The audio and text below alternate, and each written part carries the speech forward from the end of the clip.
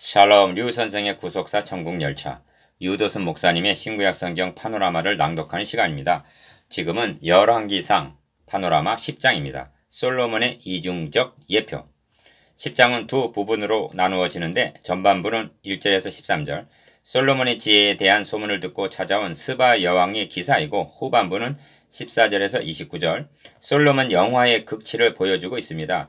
10장은 이처럼 솔로몬 왕의 재산과 지혜가 세상의 어느 왕보다 큰지라 한 23절 영화와 지혜라는 두 면을 통해서 메시아에 대한 예표를 보여주고 있습니다.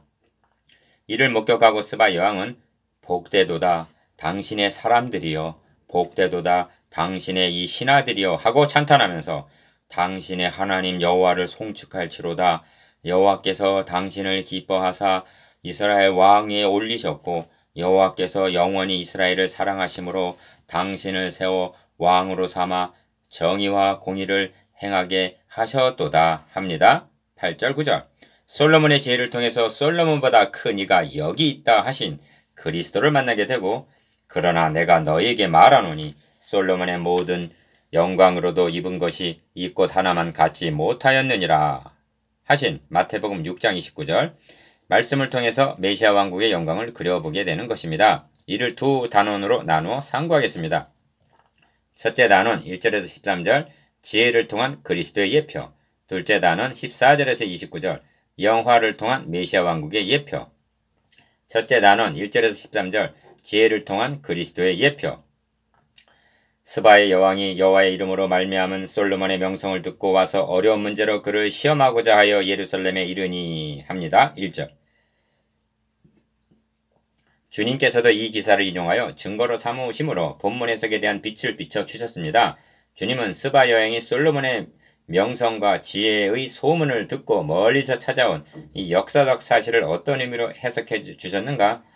심판 때 남방 여왕이 일어나 이 세대 사람을 정죄하리니 이는 그가 솔로몬의 지혜로운 말을 들으려고 땅 끝에서 왔음이거니와 솔로몬보다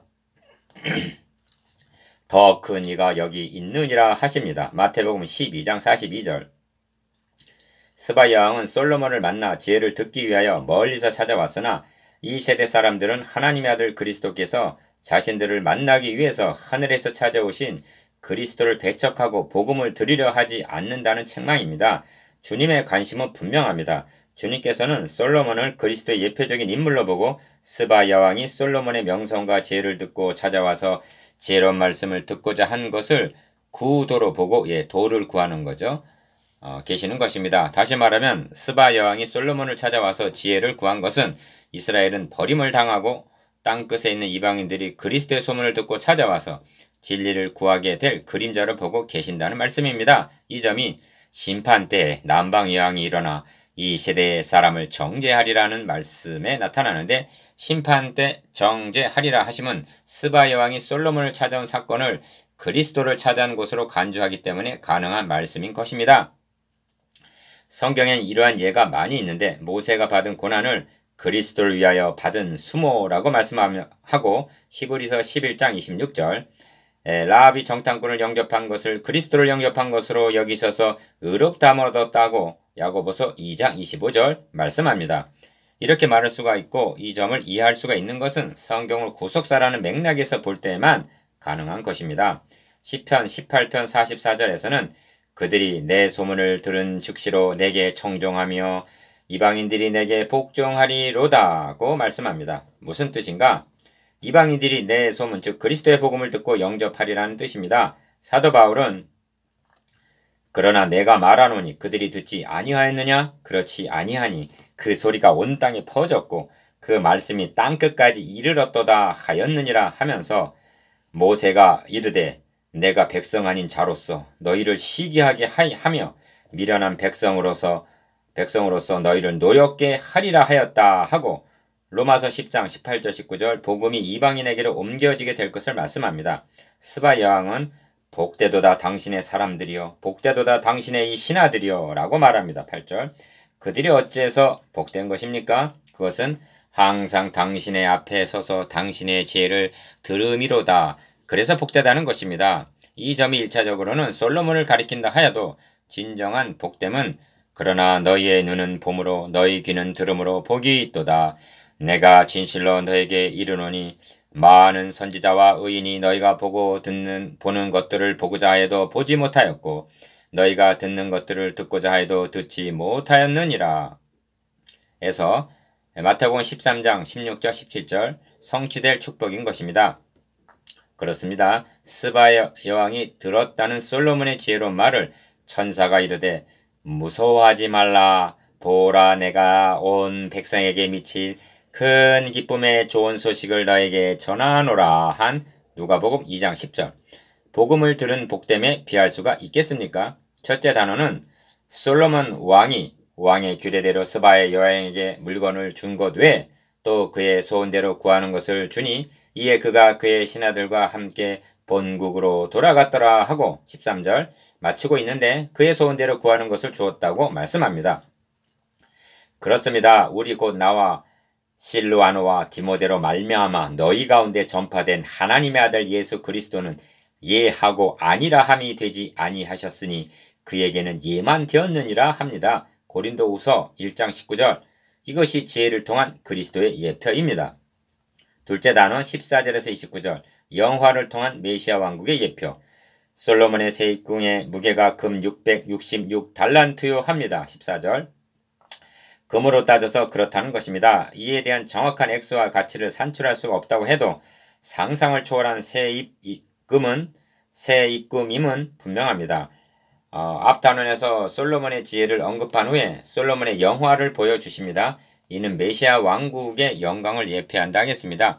메시아 왕국의 영광을 계시록에서는 그 성곽은 벽옥으로 쌓였고 그 성은 정금인데 맑은 유리 같더라. 그 성의 성곽의 기초석은 각색 보석으로 꾸몄는데 첫째 기초석은 벽옥이요, 둘째는 남보석이요, 셋째는 옥수요, 넷째는 녹보석이요, 다섯째는 홍만호요, 여섯째는 홍보석이요, 일곱째는 황옥이요, 여덟째는 녹옥이요, 아홉째는 담황옥이요, 열째는 비치옥이요, 열한째는 청옥이요, 열두째는 자수정이라. 그 열두 문은 열두 진준이 각 문마다 한 개 진주로 되어 있고 성의 길은 맑은 유리 같은 정금이더라. 계시록 21장 18절에서 21절라고 묘사하고 있습니다. 그런데 주의해야 할 점은 솔로몬이 그리스도를 예표하는 인물로 세움을 받았다고 해서 그의 모든 것이 그리스도를 예표하는 것은 아니라는 점입니다. 이는 하나님의 형상대로 지음을 받은 아담이 역기능으로 행한 데서도 드러납니다. 그러므로 둘째 단원을 통하여 메시아 왕국의 영화만이 아니라 만물보다 거짓되고 심히 부패한 것은 마음이라 하신 예레미야서 17장 9절 인간의 거짓됨도 보게 되는 것입니다. 그렇다면 성경이 이처럼 양면성을 보여주고 있는 의도가 무엇일까요? 그것은 분명합니다. 첫째 단원을 통해서 그리스도를 만나게 하시고 둘째 단원을 통해서는 자신의 전적 타락, 전적 부패, 전적 무능의 모습을 들여다보도록 거울로 삼으시기 위해서인 것입니다. 그리하여 스바 여행처럼 그리스도를 찾도록 인도하시는 초등교사의 역할을 하기 위해서라고 말할 수가 있습니다. 본문을 통해서 받게 되는 인상은 솔로몬은 온통 금 하고 있는 듯이 보입니다. 솔로몬 왕이 쳐서 느린 금으로 큰 방패 200을 만들고 또 쳐서 느린 금으로 작은 방패 300을 만들었다는 말이 16절 17절 단적으로 이를 말해줍니다. 방패는 칼과 화살을 막을 수 있는 강철로 만들어야 하는 것입니다. 그러므로 방패와 금은 아무래도 어울리지 않습니다. 혹자는 솔로몬의 부귀 영화는 하나님께서 너의 구하지 아니한 부와 영광도 너에게 주노니 하신 것이라고 말할 것입니다. 그렇습니다. 이는 하나님께서 주신 축복임이 분명합니다. 성경은 지금 솔로몬의 부와 영광을 문제 삼는 것이 아니라 하나님이 주신 축복을 어떻게 사용하고 있으며 그의 가치 기준에 이상은 없는가를 보여주기를 원하고 있을 뿐입니다. 뒷부분으로 갈수록 부정적인 면이 더욱 분명하게 드러나는데 26절에서 29절과 신명기 17장 16절 17절을 대조해 보십시오. 성경은 솔로몬이 변명의 여지가 없도록 하나님께서 모세를 통하여 경계하신 바 세 가지 금기사항을 모두 범하고 있음을 보여주고 있습니다. 기어 첫째로 왕은 병마를 많이 두지 말 것이요 병마를 많이 얻으려고 그 백성을 애굽으로 돌아가게 하지 말 것이니 하였습니다. 둘째는 그에게 아내를 많이 두어 그의 마음이 미혹되게 하지 말 것이며 셋째는 자기를 위하여 은금을 많이 쌓지 말 것이니라고 경계하셨는데 솔로몬의 행사는 하나님의 명령을 정면으로 거스리고 있는 것입니다.